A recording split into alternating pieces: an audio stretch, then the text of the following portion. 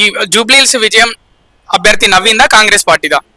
కాంగ్రెస్ పార్టీది రేవంత్ రెడ్డి గారిది నవీన్ యాదవ్. ఇక్కడ కాంగ్రెస్ పార్టీ లేకుండా నవీన్ యాదవ్ లేడు, కాంగ్రెస్ పార్టీ లేకుండా రేవంత్ అన్న లేడు.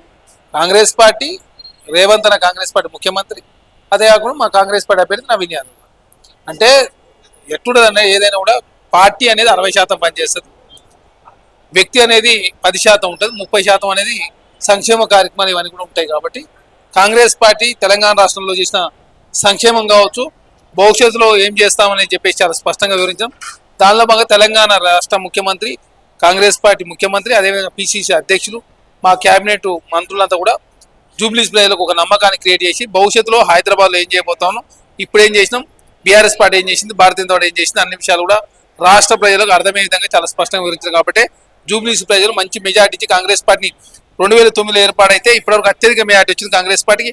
51% ఓటు కూడా వచ్చిన పరిస్థితి మనం చూస్తాం.